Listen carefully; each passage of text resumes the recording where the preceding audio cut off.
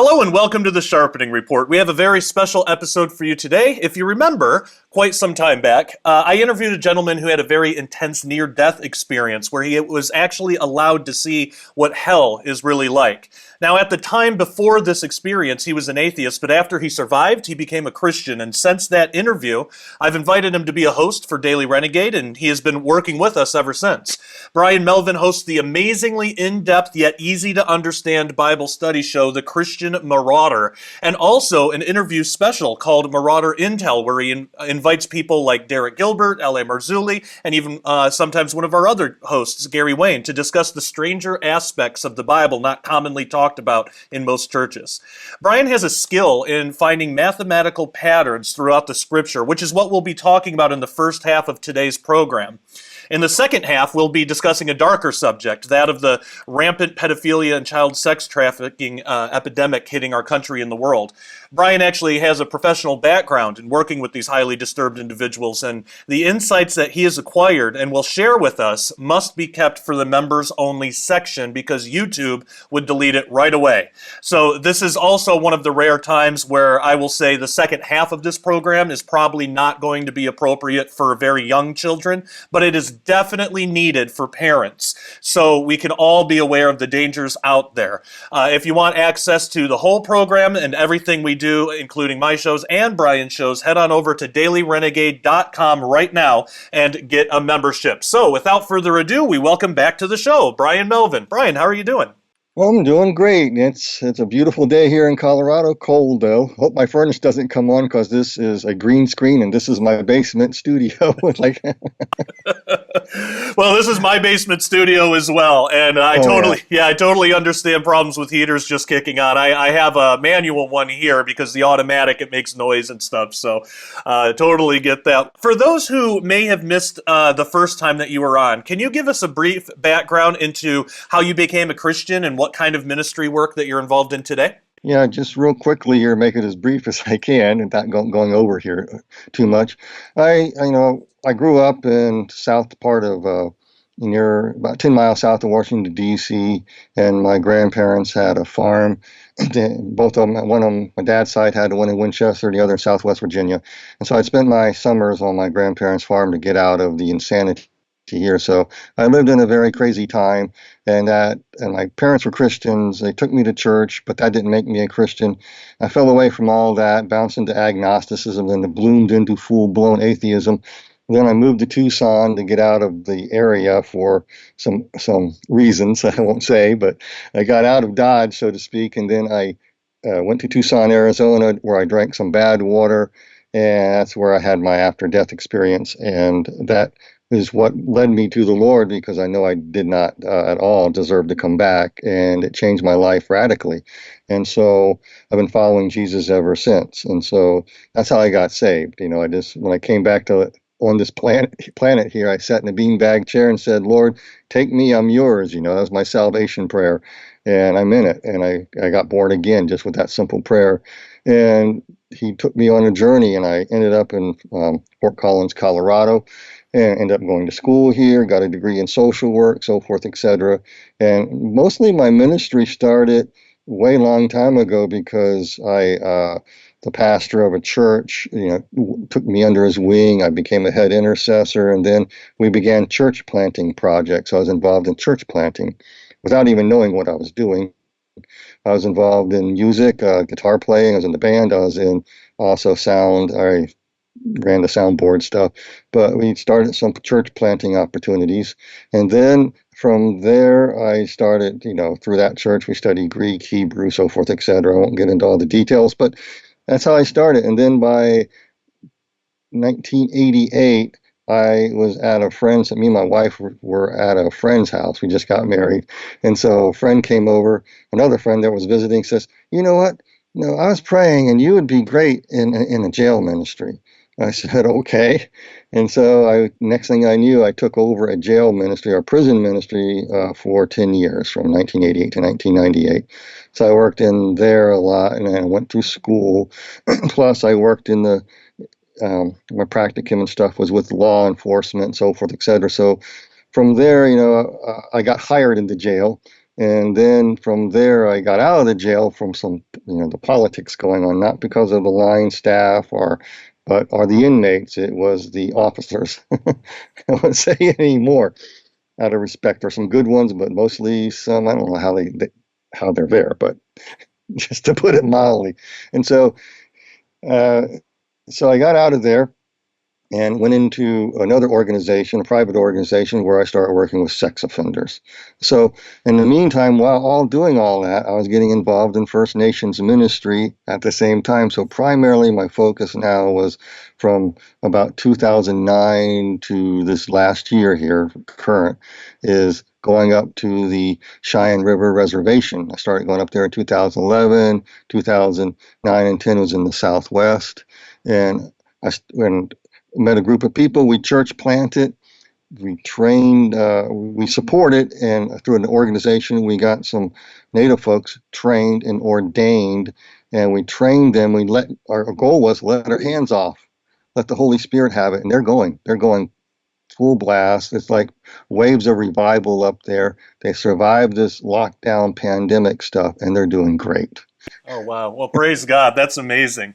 I want to ask you about jubilees. I want to ask you what exactly are jubilees and where do they show up in Scripture? But also your expertise in being able to find these mathematical patterns in Scripture. Has that been something that you've always been able to do? Is it kind of a new thing, or is it something that just sprung up?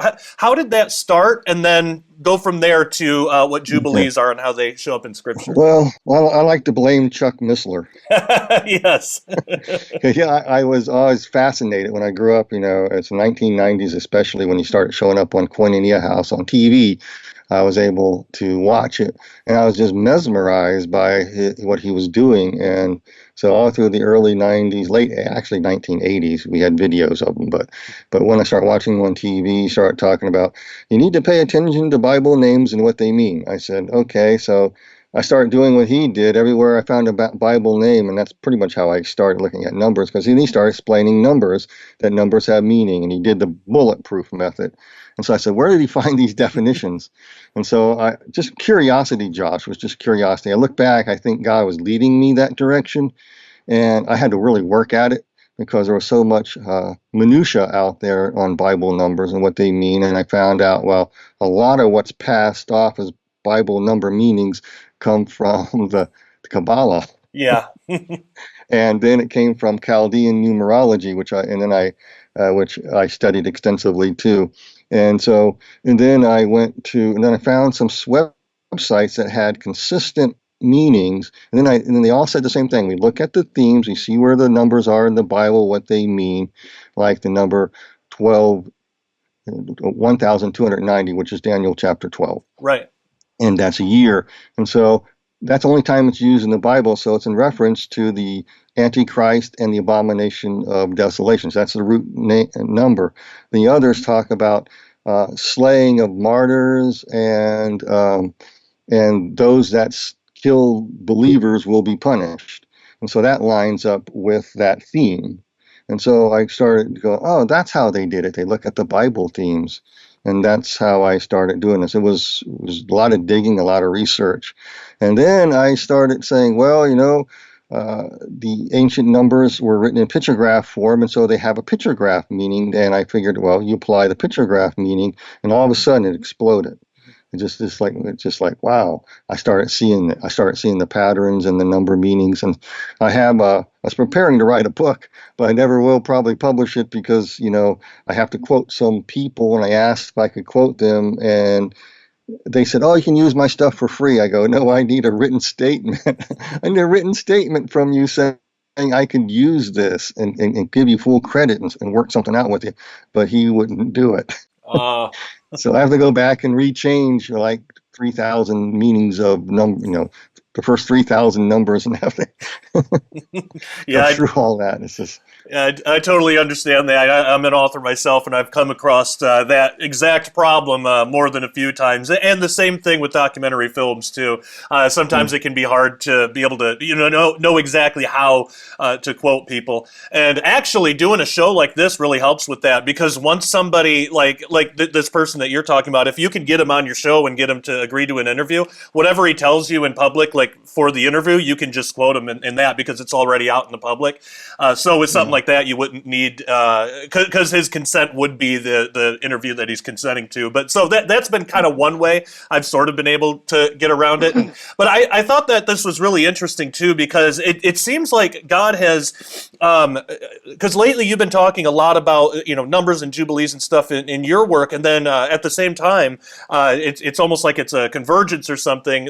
God in my life has been bringing me into a lot of number stuff that I didn't really get into until recently, studying the Dead Sea Scrolls and the Essenes and the ancient Dead Sea Scroll calendar, which I should mention, we actually now have a print version of this. I'll talk a little bit more about this after the first half of the program, but Dr. Ken Johnson and I produced a print version of the Dead Sea Scroll calendar. I'll talk about that in a little bit, but basically people can look up what the feast days are on the Dead Sea Scroll calendar that the Essenes would have been used. It's been pieced together through books like Jubilees and Enoch and stuff like that. But and I'll say real quick, if people want to check that out, they can get one at the link below.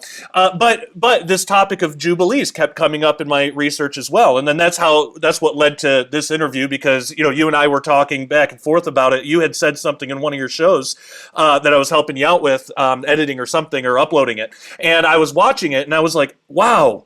God is bringing him like some of the same conclusions through a different avenue of research, and it was amazing to me because it was just confirmation. So let's talk Mm-hmm. about jubilees. So first, what are jubilees, and where do they show up in Scripture? Well, they come up in Leviticus chapter 25, and let's see. Uh, well, it's hard to explain in 5 easy words or less, but I'll just go for it. Sure. Jubilee it consists of Shemitah years, which are 7-year cycles, and you have 7 times 7, which is equals 49. So you have every 6 year, at the end of 6 years, you're required to gather up enough food for the next year, and you're to let the land rest. That's every 7 year. That's a Shemitah. And you're supposed to let the land rest and revive. It's sort of like the ancient Mesopotamians, they rotated their crops every 4 years. So it's sort of like that. But this was this every 6 years, you let the land totally rest. You leave it alone. You don't pick anything from it, but you were allowed to buy and sell during that period. And you can, if you're low on food, you could actually buy outside the country and bring it in. And I'll talk more about that later. But so that was the Shemitah year. So after 7 Shemitah years, which was on the 49th year, it began what is known as the year of Jubilee, which is the 50th year. And it gets really confusing, but it's really not that idea. But the Jubilee was the 50th year, and the 49th year was called a sabbatical year, where you give the land a rest. And then the Jubilee year would come, which would be a time of letting everybody who owned debts and slaves free. And I thought that was intriguing. And so according to the biblical regulations, this had a special impact on the ownership and management of the land in ancient Israel. And in the Jubilee year, like I said, they were the prisoners and slaves were set free. The land was returned to its original owner. Everything was like reset in a good sense. Okay. And so, in essence, the purpose of the 49th and 50th year Jubilees was to teach what mercy, grace, and goodness means, and objectively rekindle faith in God into the next generations. That, in other words, He's going to miraculously have bumper crops you wouldn't believe if you abide in this thing. He's going to provide. And so they'll see an objective truth that God actually exists and cares for them. But he was also to teach them mercy, grace, and goodness. And then, they would set people free. They'll see his character traits, because we were actually designed to be image bearers of God, like you well know, and people on this channel should know by now. We're to reflect God's character traits of mercy, goodness, grace, love, righteousness, kindness, the fruits of the Spirit, holiness, so forth, etc. But humanity fell, and now in this part of the law, God is trying to reteach humanity how to show mercy, grace, goodness, and rekindle faith in himself. And so here he's showing you need to be merciful. Let the landowners have their land back. Let the people be free. He's trying to teach them through the law there. However, this was the most violated law in the land. I mean, I'm telling you. The first violations came by a traditional misuse of Leviticus chapter 25, verse 14, which talks about buying and selling. And I call it the buy-sell clause found in that verse. And it was like a loophole, and they totally misused it. And then it morphed into only applying to the nation of Israel itself and not to those living outside of it, which would, according to the law, would apply to those living outside of it. But they said, no, those outside of it, we can make a buck. So we can sell the food back in oppressive prices, which is a violation of Leviticus 25:14, because it says don't oppress in your buying and selling during that year. And so they ignored that. And so they brought this stuff in, and they were profiting off of it. And so they just ignored this rule, and then there was no mercy, grace shown, and no faith rekindled, and they justified it also. If you research it out, they had treaties with other nations to peace, and so a lot of the treaties involved giving mass amounts of food and as collateral for whatever, and to these nations. And so they said, well, this is a hindrance. We need to produce more crops. So they violated the Shemitah year. They started violating the Jubilee and the 49th year law.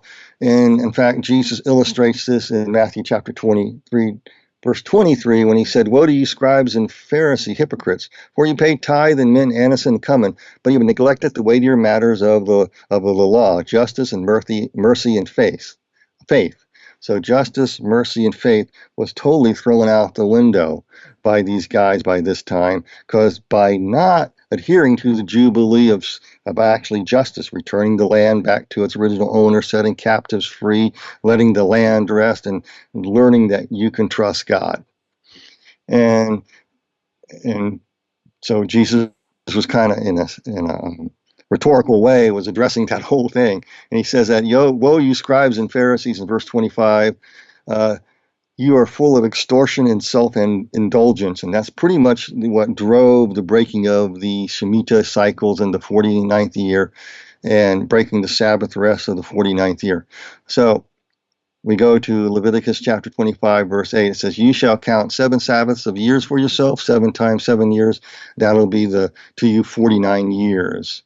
And then you'll blow a trumpet sound on the 10th month of the 10th day of the 7th month. I'll get that. And so I saw these two numbers. Like I said, that's probably what intrigued you.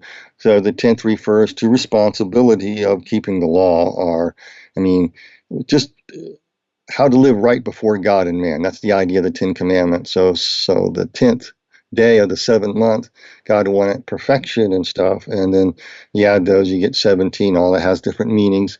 And you have a day of atonement. And number 17 means victory, overcoming the enemy. And that's the general root meaning of that. So in order to have victory, overcome the enemy,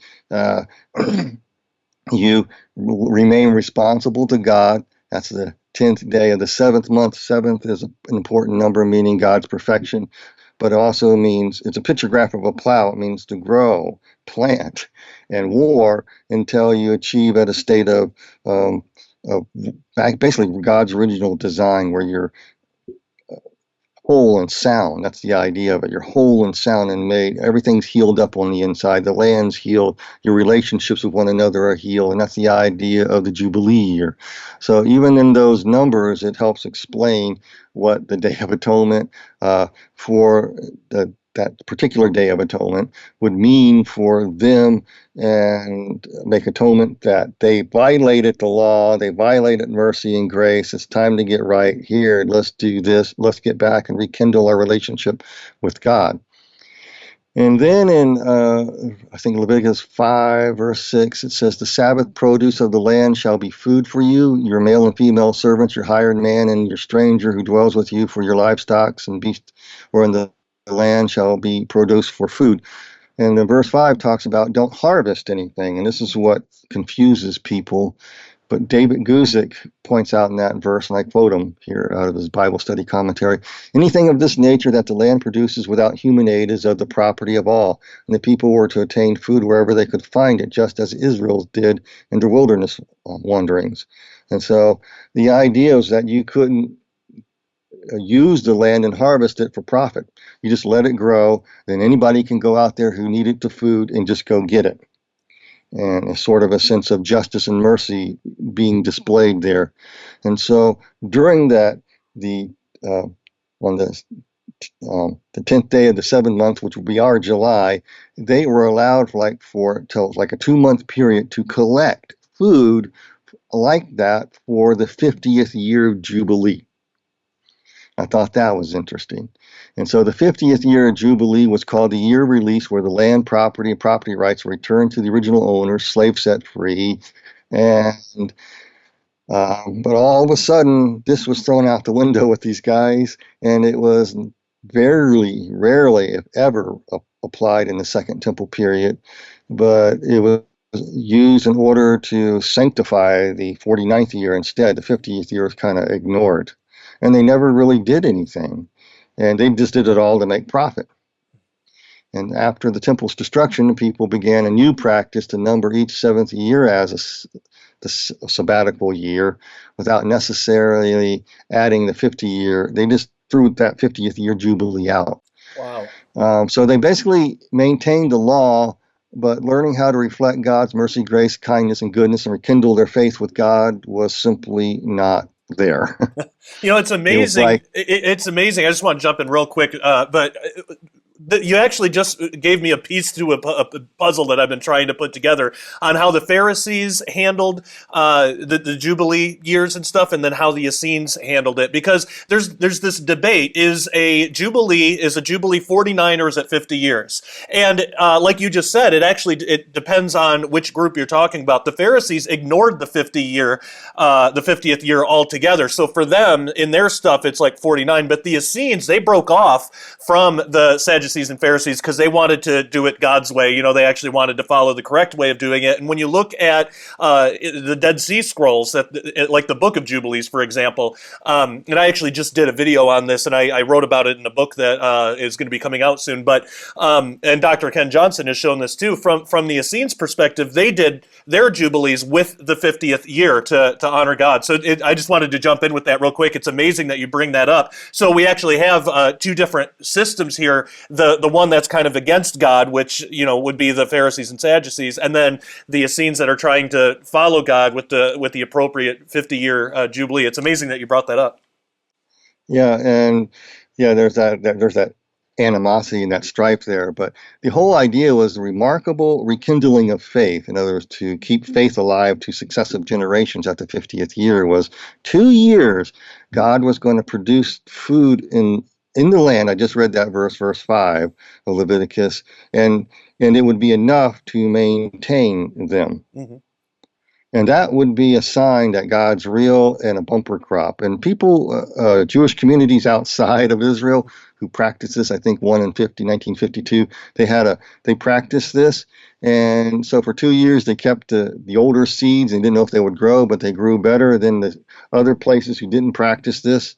They skipped it. Their seeds were ruined by some type of fungus. Wow. And then these people had a bumper crop and was able to provide the food for the others. And because they abided by the principle there, and they abide by letting debts go free, landowners have it all back, they actually applied it. And so there's a lot of different, I call it test programs, where they actually did this, and that happened. I'm talking about the Jewish people alone in different parts of the world. And even in Israel, if they practice this, they get a bumper crop. And it's just amazing. And it's like God made it so simple. He's trying to rekindle their faith and build faith in himself. Yeah.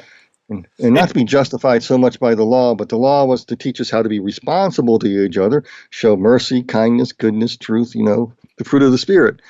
But sin nature reaches in there. There's also one other thing I think you'd like to touch on about the Jubilee. It's also, I learned this because when I was doing the church planting thing, the first church plant we did was with a Messianic congregation. And so I was in the praise band and soundboard at that time. And so we were there getting it started. So I learned a lot about the feast and the festivals and all that. And so we went through a long thing with rabbis and different teachers and stuff. They would show you how the prophetic implications of the Feast of Trumpets, so forth, etc. But the Jubilees was always fascinating.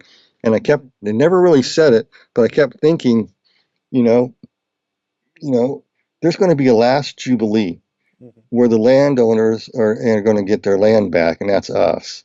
And that comes in the book of Revelation. Yeah, that's what I wanted to ask you, because it's amazing how the Jubilees, Jewish feast days, and all this, how they're fulfilled in Jesus Christ, but even prophetically. And in your show, The Christian Marauder, which again, if people want to watch, they can go to dailyrenegade.com, and you have all the episodes there. But you have an entire series on the whole book of Revelation. It's an absolutely phenomenal series, and you just now are getting to the last chapters in it. What is the final fulfillment of what we've been talking about, found in Revelation 21 and 22? How does all this culminate prophetically in Jesus Christ? Oh, about in 5 easy words or less? Take as much time as you need. Okay. No, well, it culminates, it's a lot there. It culminates with the second coming of Christ, and then it comes at the end of the second coming of Christ. So you have the 49th year in the millennial reign of Christ. You return back, the land returns back to Israel. They are gathered back there, and all the prophecies about Israel is fulfilled, and the wealth of the Gentiles come to the nation of Israel, and the healing of the nations occur through that. And then the Antichrist is done away with, but Satan is released after a 1,000-year reign, and he flips everything again. And it's kind of like a reversal, but all of the saints of God at that time are protected in sanctuaries, are in the city of Jerusalem. It says that in the book of Revelation, which I thought was amazing. And so you have the end of the 49th year coming, and then you got to rekindle people's faith. You tracking with me now? Yeah, I hope you see it. And so after the 49th year is the 50th year. That's when the devil is thrown away in the lake of fire, and all those who followed him are, and it's no more. And now the final land rest in the new heavens and earth. The land is returned to its owner, Jesus. We are called the bride of Christ, which doesn't, people get freaked out. It's not exactly a bride. It's like a helpmate. We are going to help them manage the new heavens and earth, just like we were doing before the fall. Right. And so, and that is what we'll be doing. And everything is restored. We're restored. The land is restored. The world is the Lord's, and the fullness of it is restored back to him. And we are there to help govern it. How? By manifesting the fruit of the Spirit of love, joy, peace, hope. Everything that the law was trying to teach humanity and point to is fulfilled, basically. Man, that is so amazing. What's really great about this too, in another way where your research and my research is kind of converged without us knowing right away, but something that I found in the Dead Sea Scrolls and just through studying the Essenes is that in the year 2025, we'll actually be starting what the Essenes would say is the final Jubilee of the Age of Grace. So they had an understanding of all of human history split up into 3.5 ages, which is really interesting. So, and each age is 2,000 years apiece, according to them and according to their calendar. And they actually, so they were writing this near the end of the age of Torah. That was their age. And that ended in 75 AD. According to them. But they actually, looking forward, they said that our age would be the age of grace. You know, they weren't able to piece everything together. Like Ephesians 3 tells us, there were some things that weren't known. There were still mystery there. For example, that the Gentiles would gain the inheritance with Jewish people as well, that they would be brought into the promise as well. So there were things that the Essenes didn't know either, but they knew that this would somehow be an age of grace. And according to them, if we have the calendar right, according to them, the final jubilee of our age of grace starts in 2025 and lasts till 2075. What I find really interesting is the last jubilee of the age of Torah, which would have been the years 25 AD to 75 AD. Jesus came really early in that jubilee. He died in probably 32 AD, so just 7 years after the start of that last jubilee. And then you had some time for the church to kind of spread and people to figure out what they're doing, and until the temple's destroyed in 75 AD, and then finally the Council of Yavne in 75 AD. The destruction of the temple was in 70 AD. But yeah, Council of Yavne, which was the final nail in the coffin of the sacrificial system. But all that aside, all of that happened in their final year. So it makes me wonder, in our final jubilee, are we going to see some prophecy start to get fulfilled early on? And so year 2025 to maybe 2032, or I don't want to set dates because anything, God can do anything He wants, but that kind of stuff I find so interesting. Is there anything that we haven't touched on with jubilees and prophecy or Jesus, or anything that we haven't touched on yet that you want to cover? And if not, how can people find you online, and what would you like most for people to take away from this interview? Okay. I just like how it prophetically points almost to a pattern. Like, we're getting close, and it almost reminds me of the parable of the 10 bridesmaids there, 5 foolish and 5 wise. And so in the 49th year, in July there, the 7th month on the 10th day, they're required to get things ready. So there's a call that goes out, and you hear the bridegroom is coming. And so now you got to get ready. You got to have some faith. There are 5 wise and 5 foolish, and then the 5 foolish went away to try to get their oil, and the other 5 had it. They went out and they made it. I call it the rapture. Yeah. So it's kind of pointing to that and that event before it gets really bad. It seems like the Lord will get us out of here. Yes. Because that's what the scripture seems to indicate pretty strongly. And I thought that was an interesting correlation in that. That kind of lean that direction pretty much, because it just makes sense. And then you have the Rosh Hashanah, the Jewish New Year, Feast of Trumpets, and you have the Day of Atonement at the end of September there. And it all kind of fits. It just all kind of fits when you look at all the feast days. I won't get into all that, and then you have the remarkable thing is the Lord is preparing us for the 50th year, when the new heavens and earth come. And that's what was amazing. The 49th year is basically for the Jewish people. They get back and restored back in the land. They're almost wiped out. Their enemies are destroyed. Everything is fulfilled that the Lord promised them. Their land has its sabbatical rest, and all of a sudden, we have a new heavens and earth after that, after the devil's released and he does his thing, and then we come back, we enter into the final 50th Jubilee, and that probably will be never ending.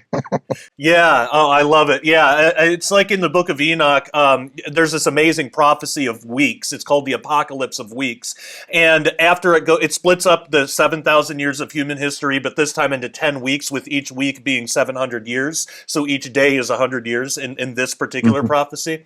And it's really interesting because after after the last week, it says after that there will be many weeks without number or number without end, and it's just talking about the eternal state, and it's amazing because when we compare that with the book of Revelation, it continues on and on and on, and I love it too because we tend to sometimes think that it's kind of this timeless state, but in Revelation it actually says there's going to be fruit bearing trees that have a new fruit every month, so there's still months, there's still some level of time, which I find phenomenal, and it's such a cool thing to talk about. Where can people find you online, and if they want to follow you or watch your show, where can people do that? Okay, well, You can reach me. My email is not my yeah. My email to reach me or contact me would be bwmelvin1@gmail.com. And my website, which I'm trying to work on, which I just haven't had time to get to it after several months, but a lot of the content's been X'd off of there by YouTube censors. But anyway, I'm going to get it back up, but it's still there. There's some videos on there worth watching, and you can get that's called AfterHoursMinistries.com. Just go to After Hours Ministry. It's all one word: AfterHoursMinistries. AfterHoursMinistries.com. And if you want to follow me or whatever, you could just just look for my YouTube channel too. It's The Christian Marauder. That's I don't know the HTTP thing to it, but it's The Christian Marauder, and I do live streams usually on Saturday morning around 8 a.m. So while the family's sleeping, I can come down in the basement and be as loud as I want. Yeah, you don't have that problem, Josh, do you? Oh no, not with 5 kids. I just have all the spare time in the world. Yes, I know that well. And a basement is a wonderful, wonderful thing. It's a godsend. Yeah. And for those out there, we do mirror that show on dailyrenegade.com and on this YouTube channel. Or wait, actually, this is Sharpening Report, so this is a separate YouTube channel on our Daily Renegade channel, which is youtube.com/JPDweekly. So people can check it out there. And before we go to break, I do want to make mention, because I promised I would, that we now have Dr. Ken Johnson and I. If those of you out there are familiar with Dr. Ken Johnson, he's been a guest on before. We're going to have him back on again to talk about this calendar.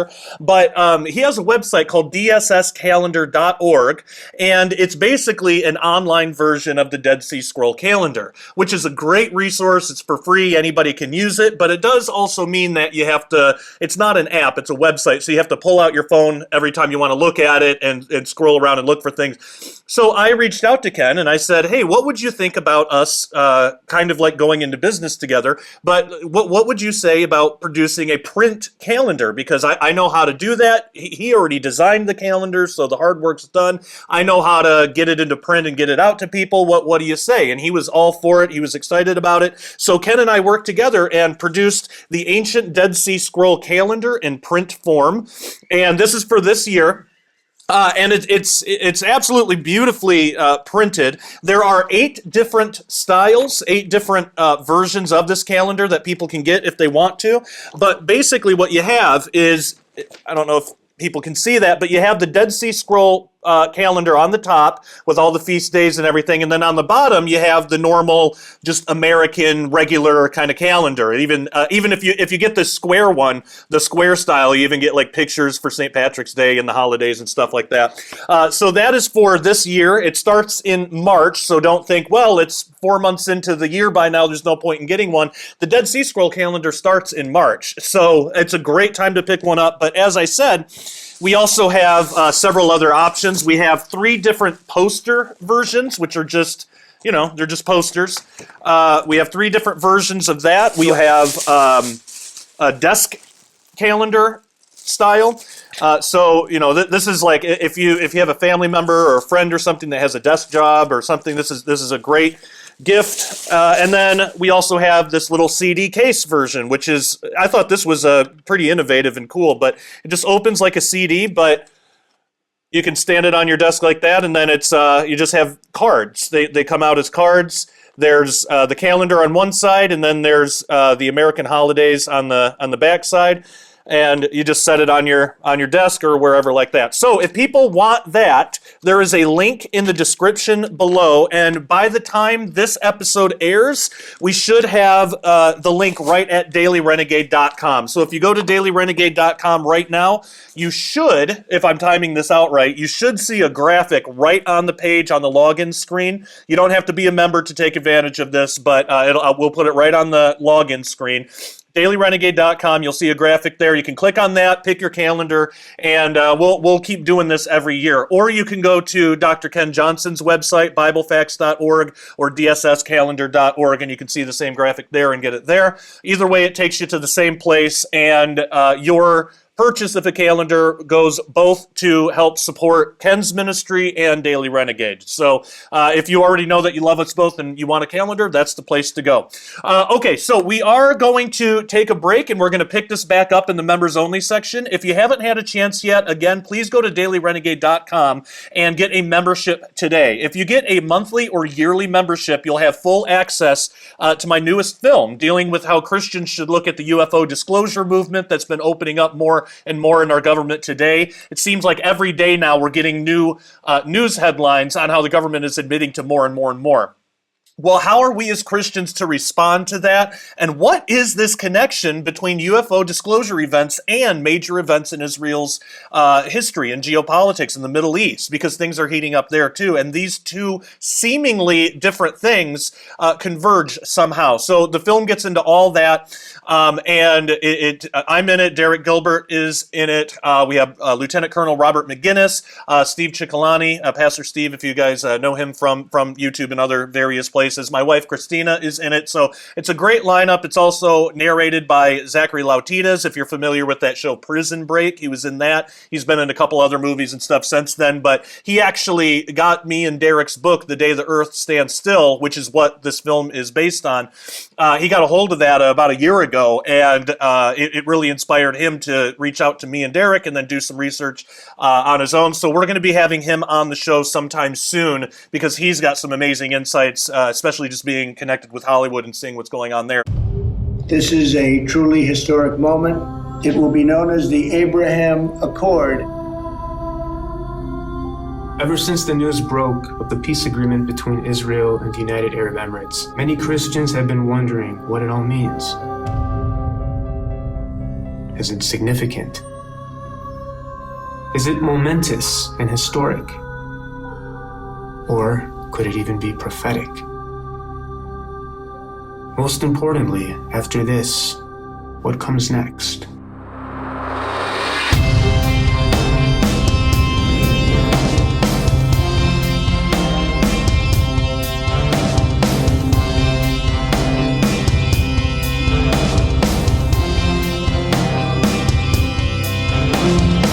Everybody said this would be impossible.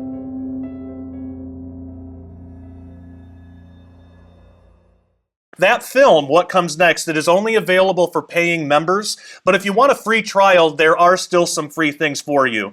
Most specifically, we have a free episode of The Sharpening Report right now with financial expert and Christian Terry Saka right on the front page of dailyrenegade.com, which explains the financial crisis that we're in now and how we as Christians can safely protect our assets with an actual Christian company. This company is amazing. It's basically a ministry effort for us Christians, and it's done through precious metals. So you can go there or just go to Cornerstone Assets in the link in the description below and request more information. I have some silver myself, and I believe that every Christian should absolutely be doing this instead of trusting satanic organizations and doomed to fail currency options such as fiat and the banks and all of that with your resources and what you leave behind for your family. At least with Cornerstone, you're working with Christians. You have to protect yourself, your family, your assets, and Cornerstone is the only Christian company that I trust with something so important and vital. So check it out.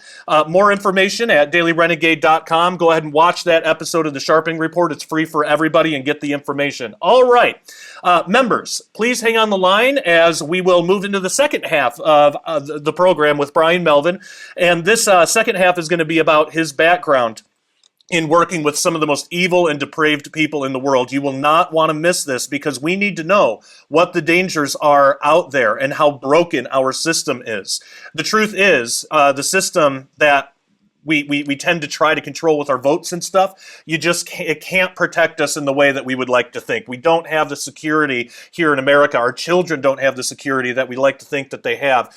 And Bryan has some very unique insights being with his background working within the system and knowing exactly what the pitfalls are, what the dangers are. And in my opinion, every parent, every Christian, just everybody, unless you're like 5 years old, is probably not going to be appropriate for a 5-year-old, but every everybody needs to watch the rest of this interview. So again, I would love to offer it for free, but complain to YouTube because they will delete it, and they will delete the entire channel if I even try something like that. So it's going to have to be at dailyrenegade.com, but you can get a trial if you can't afford a membership. Get a trial version for 7 days, and you'll have access to the rest of this episode and so much more. So if you're viewing for free, thank you so much, and until next time, take care and God bless.